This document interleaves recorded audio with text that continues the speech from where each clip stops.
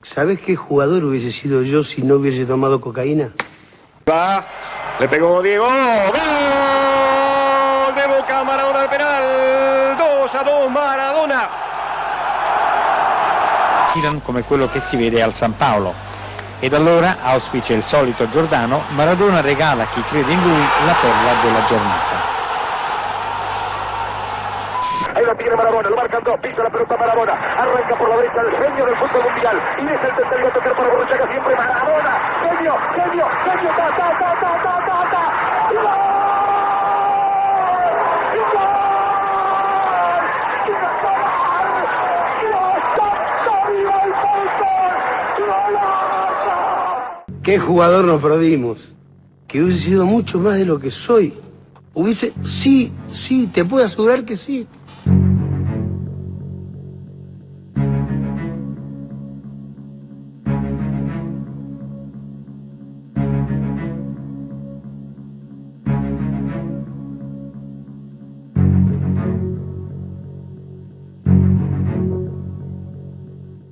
Esto me restó un montón de cosas que hoy lamentablemente siento culpa dentro mío.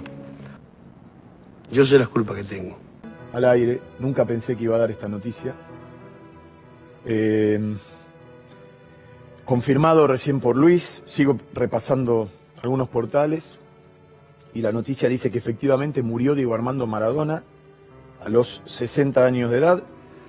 Sufrió un paro cardiorrespiratorio en la casa de Tigre, en la que se había instalado tras su operación en la cabeza. Dice, y un día ocurrió, lo inevitable sucedió, un cachetazo emocional, nacional, un golpe que retumba en todas las latitudes, un impacto mundial, una noticia que marca una bisagra en la historia. La sentencia que varias veces escribió, pero que había sido gambeteada por el destino, ahora es parte de la triste realidad. Murió Diego Armando Maradona.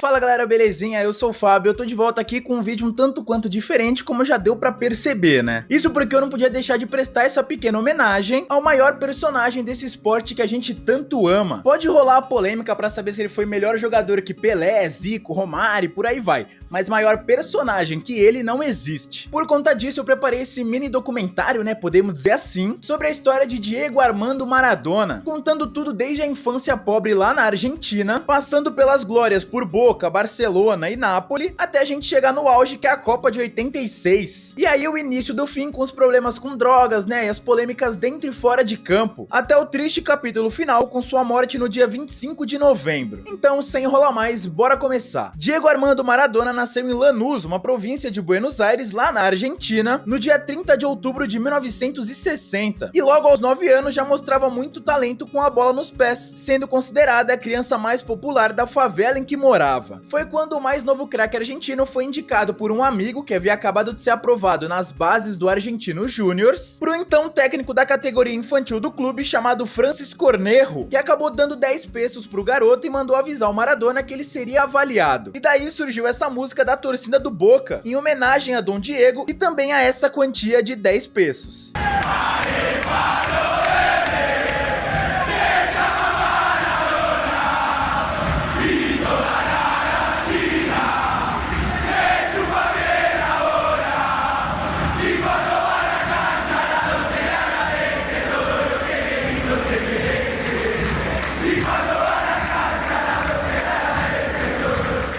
Mas calma que eu já chego nessa relação com os Xeneize. Isso porque Cornejo e outros observadores do clube foram até a casa dele, mano, pra perguntar pra mãe se a idade dele era essa mesmo, de 9 anos, que eles estavam incrédulos com o que eles tinham visto. A partir de então, ele passou a ingressar nas categorias de base do clube, que era de certa forma pequeno na Argentina, mas muito famoso pelo bom trabalho que desenvolvia justamente com a categoria de base. E assim que ele chegou ao profissional lá em 1976, ele já demonstrava ser um jogador completo, fazendo magia com a perna esquerda, dando longos lançamentos, passes, dribles curtos, chutes certeiros de curta e longa distância, além de cobranças de falta e escanteios. Tanto é que logo aos 17 anos de idade já recebeu a sua primeira convocação para a seleção argentina, o que criou certa esperança para que ele tivesse presente na Copa do Mundo de 78, e que seria disputada justamente na sua casa. Mas acabou cortado pouco antes, no dia 21 de maio daquele mesmo ano, pelo treinador César Luiz Menotti, que precisava enxugar a lista para apenas 22 nomes, e acabou optando por não incluir o Diego, mas ele logo se arrependeu, dizendo em entrevista recente que errou ao não levar Maradona, mas depois eles foram campeões e aí ninguém disse nada. À época ele precisava de homens, mas olhava pro Diego e enxergava apenas um menino. O ídolo, no entanto, nunca escondeu essa mágoa, por ter ficado de fora do primeiro Mundial pela Argentina, ainda mais em casa, né? Mas disse que ainda cumpriria a promessa feita lá na base do Colorado argentino, né? O Argentino Juniors. Mis sueños son dos. Mi primer sueño es jugar en el Mundial y el segundo es salir campeón. Depois disso, sua carreira decolou. Em 78 mesmo, foi pela primeira vez artilheiro do campeonato argentino. E em 79 seria artilheiro tanto do campeonato nacional quanto do metropolitano, torneio que reunia os clubes da Grande Buenos Aires e que era considerado por muitos mais importante até que o campeonato nacional, sendo eleito ainda naquele ano o melhor jogador sul-americano e repetindo a dose no ano seguinte, 1980, marcando mais gols nas duas competições do país e conquistando esse prêmio individual. E ainda levando o Argentino Júnior ao vice-campeonato nacional, sendo esse o melhor resultado do clube até os dias atuais. Foi quando um tal de Boca Juniors decidiu o contratar, e logicamente ele nem pensou duas vezes, já que desde sempre ele nunca escondeu que era torcedor Xeneize e, mano, isso seria a realização de um sonho. E mais, o Boca não era campeão argentino desde 1976. E sim, eu falei no passado mesmo, porque logo que o Maradona chegou à Bombonera, o título veio. No Metropolitano de 1981, quando fez ótima dupla de ataque com Miguel Ángel Brindisi, chegando a marcar em seu primeiro superclássico diante do River, na colossal vitória por 3-0.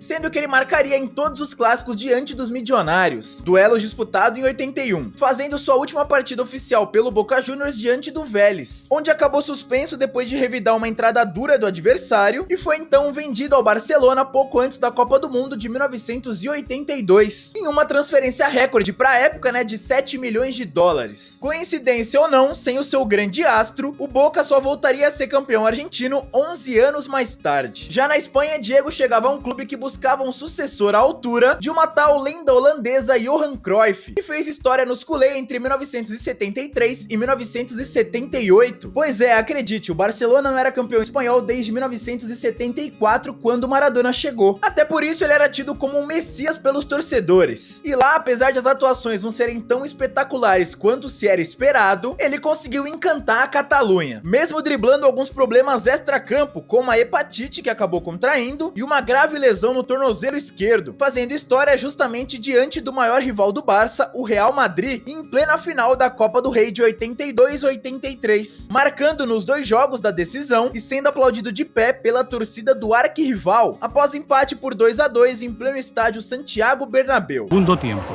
Atención al 0-2, soberbio gol de Maradona. Vamos a verlo bien. Agustín se zafa en primera instancia, miran la serenidad, consigue también acceder a Juan José y marcar el 0-2. Vamos a tener ocasión de verlo repetido y ahí el público del Santiago Bernabéu, muy deportivo, aplaudiendo el segundo gol del Barcelona. E es que realmente... Mas sempre polêmico, Diego chegou a afirmar em sua autobiografia Eu Soy Diego de la Gente que um dos motivos dele ter vivido altos e baixos no clube catalão era o fato de gostar mais da cidade de Madrid, capital da Espanha e casa de Real e Atlético. Nesse mesmo livro, ele também assumiu que foi na Espanha que ele teve os primeiros contatos com aquela que seria responsável pela sua derrocada, a cocaína. Pra piorar, bem nesse período, na Copa do Mundo de 82, a sua primeira pela Argentina, quando ele já era jogador do Barcelona, o seu desempenho não foi dos melhores, marcando apenas um gol lá na fase inicial e vendo a Argentina ser eliminada pelo Brasil com direito a uma expulsão de Maradona, quando o duelo já tava 3-0 pra gente. Maradona deu, mas deu no estômago do Batista. Cartão vermelho para Maradona. Sendo que, por falar em expulsão, polêmica e tudo mais, foi justamente depois de um episódio que reuniu tudo isso que sua passagem pelo clube blaugrana chegou ao final, na famosa briga campal diante do Athletic Clube, o Atlético Bilbao, na final da Copa do Rei de 83 e 84, vencida pela equipe basca por 1-0. Entre Maradona y jugadores del Athletic Bilbao, atención, se están golpeando sobre Maradona y hay un enzarzamiento general, ahí lo ven ustedes, de Maradona con varios jugadores del Athletic de Bilbao. Ha llegado ahora Miguel y le ha golpeado también Klos sobre Pachi Salinas. Y atención, porque, señores, ha terminado esto entre reparto de golpes de los jugadores. Qué final, señores.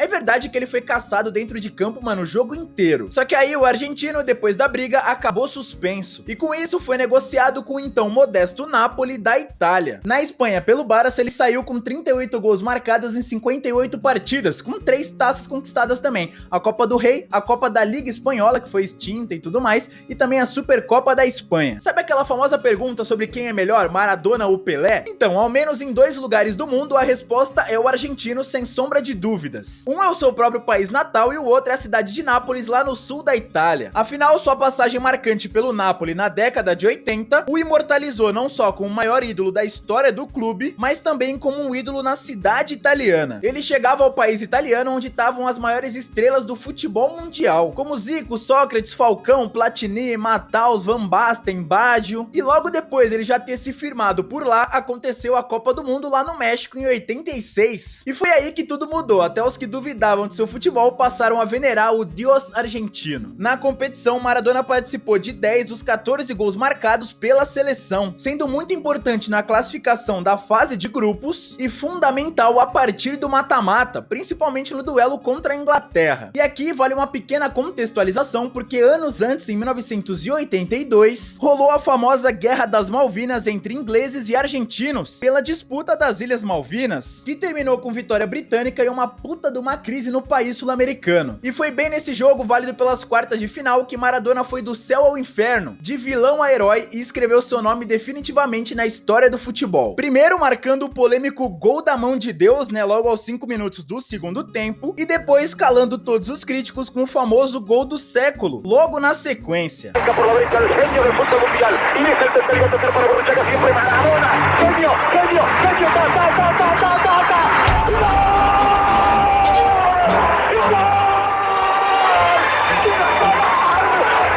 Já perto do fim, Lineker descontou para os ingleses, mas não evitou a desclassificação. E olha que essa vitória foi tão marcante que até rendeu uma nova música para a torcida argentina. Novamente exaltando Maradona, mas agora dando uma pequena provocada nos ingleses.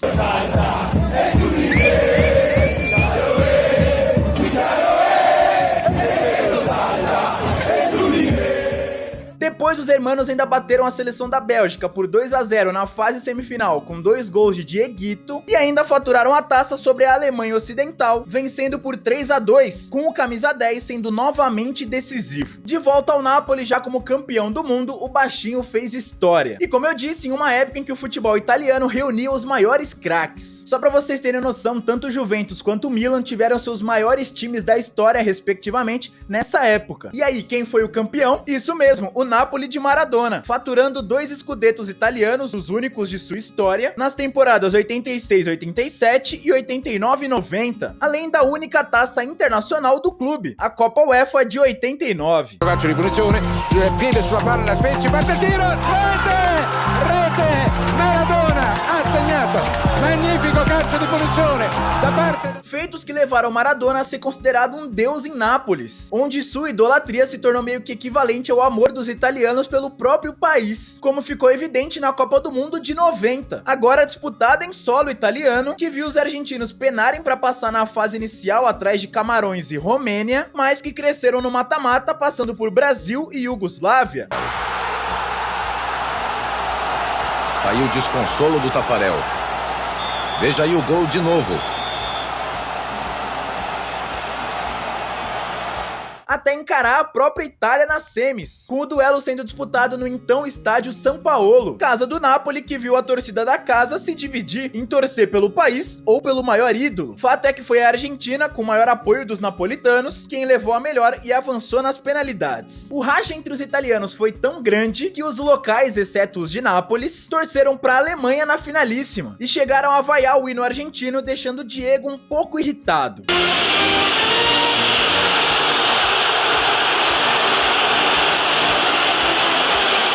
E na final, deu a Alemanha por 1-0. Duelo que marcou também, podemos dizer assim, o fim de uma era gloriosa do Maradona no futebol. E o início de sua derrocada, que pouco depois chegou a ser preso e suspenso pelo uso de drogas, e com isso optou por deixar a Itália e voltar à Espanha. E em meio a tudo isso, ele chegou a ser especulado em alguns clubes brasileiros, como Portuguesa e Palmeiras. Mas acertou mesmo com a equipe do Sevilha, com essa passagem pelo clube andaluz sendo bastante rápida, mas bem curiosa. Com ele voltando de uma suspensão de 15 meses pelo uso de cocaína e chegando com a certeza de que seria campeão nacional com a equipe rojiblanca, sendo que o Sevilha não conquistava a La Liga há quase 50 anos e também não estava vivendo uma boa fase. Mas logo em sua primeira partida oficial dentro de casa, ele deu show. Não apenas dentro de campo, onde fez o gol da vitória sobre o Zaragoza de pênalti, mas também fora dele no episódio que é conhecido como Vintage Maradona, quando o Diego pegou uma bolinha de alumínio que foi arremessada em direção ao camisa 10 e fez uma série de embaixadinhas para delírio dos torcedores. Mas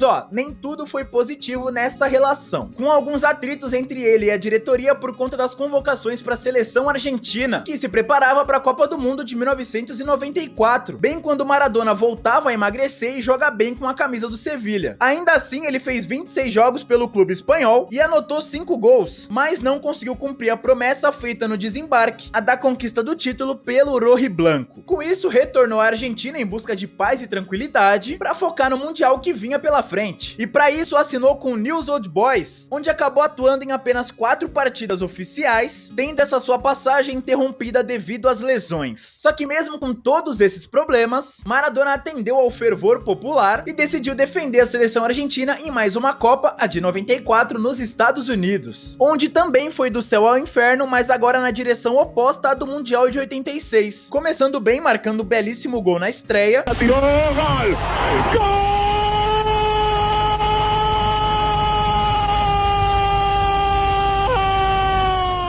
Mas depois sendo pego no doping e se despedindo de forma melancólica da seleção e do Mundial. O doping dessa vez foi por uso de efedrina para emagrecer, e o episódio gerou mais uma crise entre ele e a federação do país, presidida por Júlio Grondona, que segundo Maradona não fez muito esforço para diminuir a pena ou tentar provar a inocência do craque, que também atacou a FIFA por conta de tudo isso. E aí, sem o camisa 10, a Argentina não venceu mais e voltou mais cedo para casa onde Maradona decidiu retornar também, agora para se despedir do futebol pelo clube que ele tanto amava, o Boca Juniors, onde voltou a fazer história mesmo não atuando tão bem assim, quase sendo campeão nacional novamente em 95 e deixando a última boa impressão em um super clássico diante do maior rival.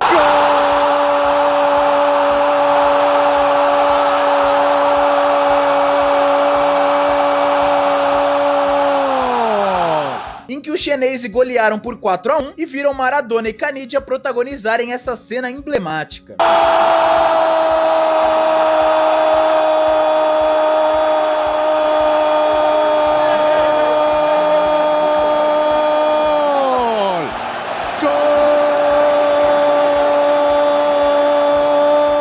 Só que a era justamente o River quem vivia a melhor fase, sendo depois campeão nacional e da Libertadores. Aliás, foi bem em um super clássico que o Maradona se despediu oficialmente, na vitória dos Bosteiros por 2-1, sendo substituído por ninguém menos que Juan Román Riquelme. Naquele mesmo ano, deixando a equipe antes do fim da temporada, o agora ex-camisa 10 viu o Boca perder o título pro River por 1 pontinho. E aí, já fora dos gramados, o PIB seguiu com a sua decadência, engordando muito e consumindo muita droga, chegando ao fundo do poço e, mano, pertinho de morrer. Situação que o fez finalmente dar a volta por cima, muito mais magro, de bem com a vida e tentando lutar contra a cocaína, fazendo tratamento e tudo mais. Maradona conseguiu salvar a Argentina mais uma vez em 2008 e colocou agora como técnico seu país em mais uma Copa do Mundo, a de 2010. Antes disso, ele até havia se aventurado como técnico do modesto Textil Mandiu e também do Racing, mas sem muito sucesso, onde mesmo depois da eliminação traumática para a Alemanha por 4-0, sua idolatria no país não foi abalada. Aliás, em nenhum lugar por onde ele passou e fez história, a sua imagem sofreu qualquer tipo de arranhão. Sempre que visitava o Napoli, por exemplo, era uma verdadeira festa.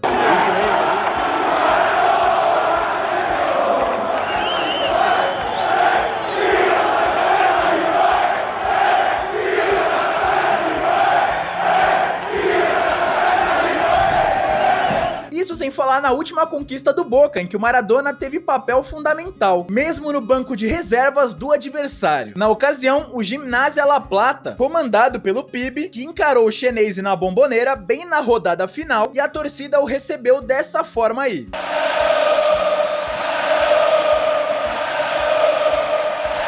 Aparece Diego Armando Maradona.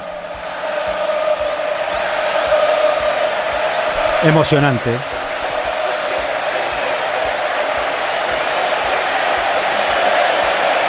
Aparece Diego Armando Maradona pisando la Bombonera.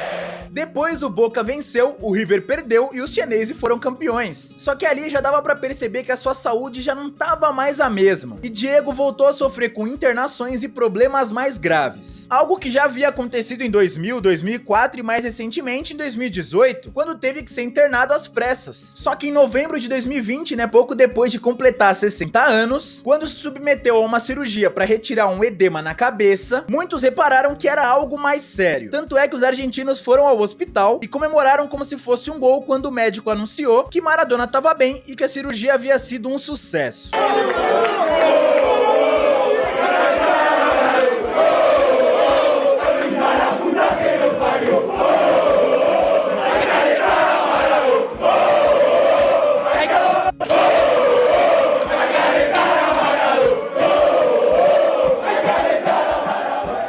Só que dias depois, quando ele repousava em sua casa na cidade de Tigre, na Argentina, sofreu uma parada cardiorrespiratória fulminante.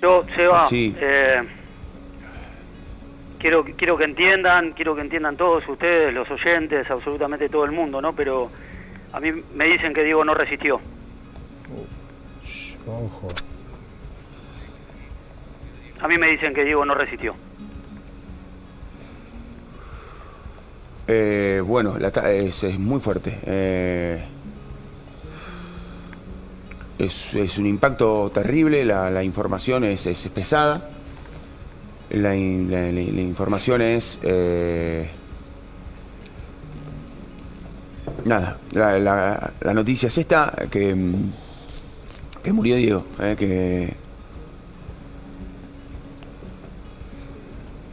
que un paro cardiorrespiratorio. Sí.